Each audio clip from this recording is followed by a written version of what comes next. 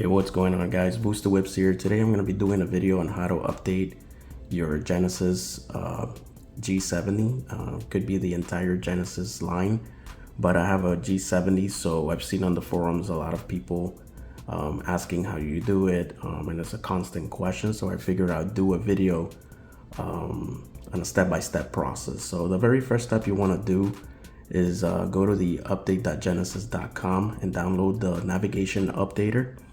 That's the only way you're gonna be able to search your particular update, and you'll use your account that you use for your login, and it'll check based on your VIN number, and then it'll check what update you need at that particular time. So the very first step here, we're gonna go here to navigation update download. We'll go to start here. It'll take you to this option where you can download for Windows or Mac. I have Windows, so you just click on Windows. I already have the software installed, so you'll get the executable downloaded here. Once it's fully downloaded, you'll click on it and just follow the prompts of the install and where you want to do it. Once you have that done, you're gonna have something like this, navigation updater. We'll go ahead and click on yes if it prompts you for permission.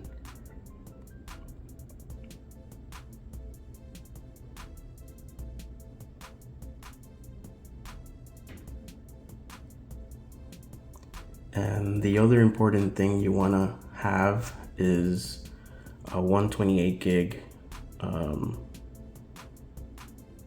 USB drive. My computer comes with USB 3.1, so it's much easier to go ahead and write over the update on there. But you need at least 64 or higher if I'm not mistaken. Either way, it tells you what you need based on the update. So here you're gonna go ahead and log in with your Genesis login profile.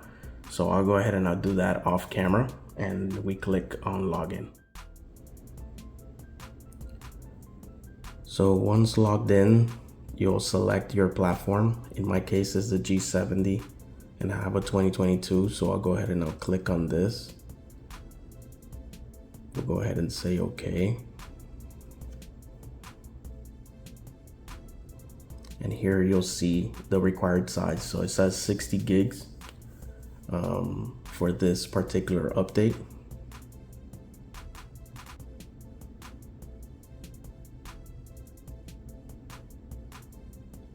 I like to leave this default, so this is basically where I'll download the update and then eventually move it to the USB drive. So we'll go ahead and click OK.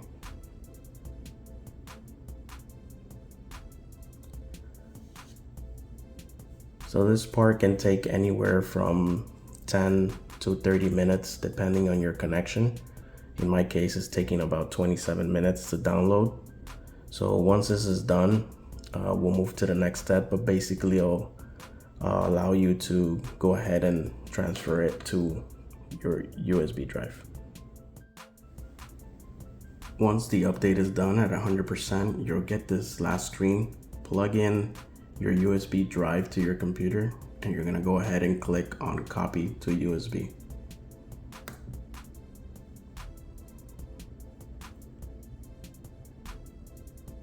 So here's detecting the USB drive. Make sure that's the correct drive letter. So it is actually 36 gigs. What it was at, the 60 gig was more for the hard disk space of your computer. So I want to go ahead and reiterate on this update is actually 36 gigs.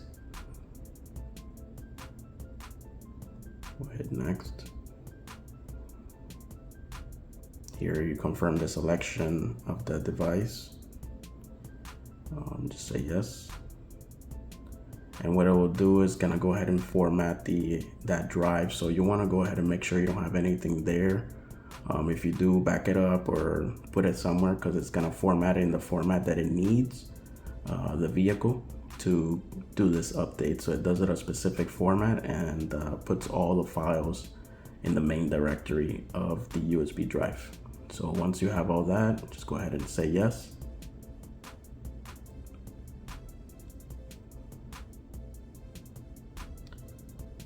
And I'll go ahead and start transferring over this update to the USB drive. And again, depending on the USB drive you have, if you have a USB 2.0 or a 3.1, it'll take either longer or faster, depending on that. So I have a USB 3.1 right now. It's calculating more or less the time for that transfer, and it's another 26 minutes. So once this process is done, we'll go ahead and move to the next step, which is just to go ahead and take that USB drive and update the vehicle. So you'll plug that into the USB port of the vehicle with the car off, and just put it in accessory mode and just follow the prompt. So detect the USB drive, and it will go ahead and say the update will initiate basically. The update is almost fully transferred over. Just need a few more seconds here, and then we're ready to go ahead and update it on the vehicle. So if you guys notice here, it tells you the 3 steps you gotta follow once the update is done. So you're gonna go ahead and go to setup. Then after that, you're gonna go ahead and go to the general. And lastly, you'll go to the software update menu, which is software info/update. And then tap on update once you're on there. So 5 more seconds here, so we can see what the next prompt is. So here you go. They do provide installation instructions in case you need them, and then that's it. But we'll go ahead and close the program. And what it does is it deletes the temporary files that were created on your computer. So now all we need to do is go ahead and take the USB drive, take it to the car, and follow those 3 steps that I mentioned previously. So we're in the vehicle. We're gonna go ahead and plug in the USB drive, and we're gonna go ahead and just press enough to get in accessory mode.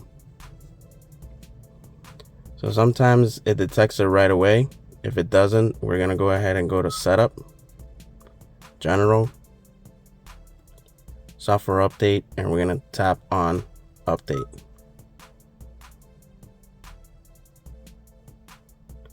So I've already updated to this version, so it's telling me it's already there, and if I want to install it again. So there's 2 files, one is for the nav and one is for the audio, so it will update the entire infotainment system. So I'm gonna say no to this one, but you would say yes. So my actual system is already updated to the latest software, but those are the steps. If you guys have any questions, comments, go ahead and drop them below. Thanks for watching. Until next time, boosted whips.